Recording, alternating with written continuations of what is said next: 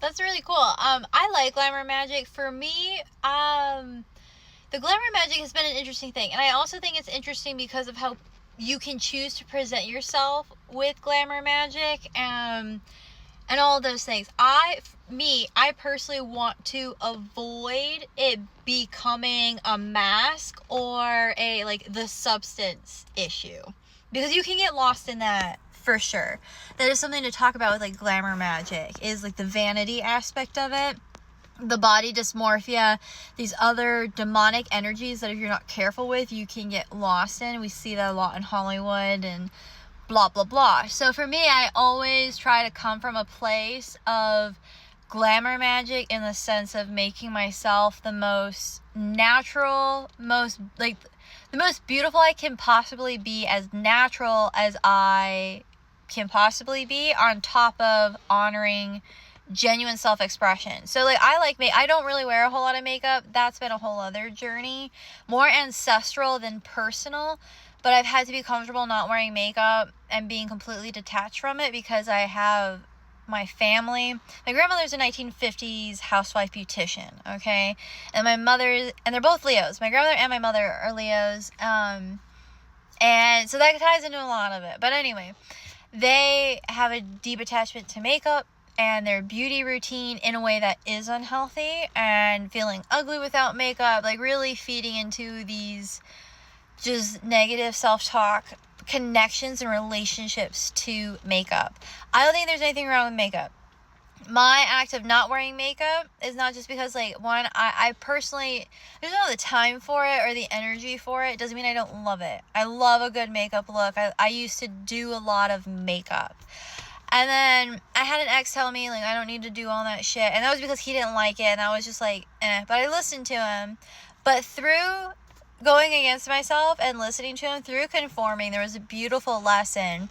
And one, that he was right, that I do look better without makeup in a way. Like, it was a better, I healed a relation to makeup and my natural face, because there's a lot of societal pressure that women face when it comes to beauty regimens, and I was really struggling with my relationship to that and kind of forcing myself to like feel like I had to put in 2 hours every day into my makeup, and I had to be perfect, and it had to be this, and it had to be that, and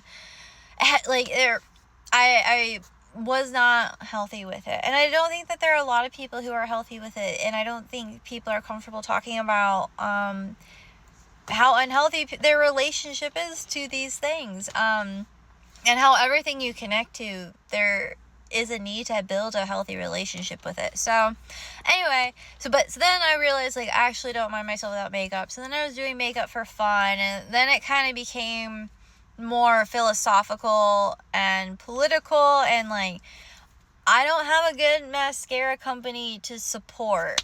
So I don't know, like, I would love to do things, but I kind of just like, I don't know who I'm going to support brand wise.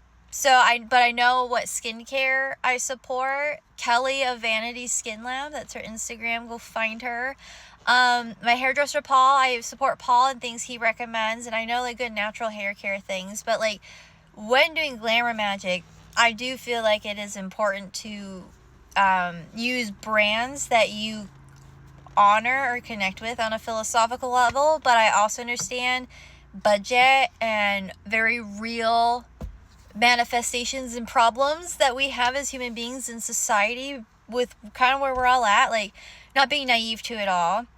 So you have to give yourself some grace. It's like, well, this is the best brand that I can support at this time, because I can't always afford like my skincare. I can't always afford like the hair care. And so I have like the brand that I know that, like, hey, financial freedom, in my budget, what all the above, like, I found something I genuinely believe in and want to support. And so every chance I get to support that and talk good or high about it, I am going to. And in the meantime, I'm going to do, like, not settle for good enough, but I'm going to do what you got to do. Like, that's like more of a survival technique. And then through all of that, all of those moments, by the way, they always teach you something. When you're lacking, quote unquote lacking, material gain for a product you believe in that has like a natural effect, it is healthy, like, it is to make because the whole point is for you to be healthy. I think that gets missed in Glamour Magick too, or in my opinion. This is all my opinion, so take it what you will, but I think that there should be a basis of health and wellness. So like the skincare products I'm using, I don't just want it to clear my face and like keep me young and like rejuvenated. I don't want it to be toxic or harmful to me. I want it to be scientifically based and like show results, but also be something that's like, it's making your skin look good because it's healthy for you. It's just like when you eat good nutritious foods, like, you know, a lot of your skincare, a lot of your hair care, a lot of your Glamour Magick is in your food. So then Glamour Magick attaches to kitchen witchery. Everything's connected and it's really fun. So yeah, like when people say like it's all about intention, that is true to a good foundational extent. It's a little bit more complicated or complex than that. I would say complex, not complicated. So anyway, I love Glamour Magick in that sense. And so I use mine from a perspective of health and wellness and honoring my natural self, because a lot of these beautiful external things can easily be taken away from me. So it's not being attached to them, but then having fun with them when the time calls for it, you know, and like building my own sense of identity. Like I don't feel like I need to wear makeup anymore for Glamour Magick. I feel like I'm just as alluring whether I have makeup on or not. The whole point of Glamour Magick is for you to be happy with your state of being at all times. Like you're just in love with yourself. You think you're beautiful and you really don't care if other people find you pretty or not. You don't, like my husband, by the way, he didn't like this dress. He doesn't like my dress. And that's fine. That's his opinion. He's entitled to it. Did it hurt my feelings? Of course it did. Like, let's be for real. Do I want him to like my dress? Yes. But do I understand that that's not him, that this is me? Yes. And so guess what? I wore it anyway, and I love it. And that it did affect me, but it didn't affect me. It was just like, like that sucks. I wish you liked it. But also he doesn't care what I wear. Like, it wasn't like he told me to go change or anything. It was just like, what do you think? He goes, I don't like that color. He just doesn't like the color. This is also not something I would normally wear. I just fell in love with this dress. But the color's not something I would normally pick, like all of those things. But again, with Glamour Magick, you find parts of yourself that express your beauty in different ways. If that kind of makes sense. I don't know if like I fully bridged that perfectly, like the way that I'm feeling it. But that's like, to me, it's like a sense of confidence. It's like you'll take like fashion risks or self-expression risks, I should say. And I think that's what fashion all in all is self-expression.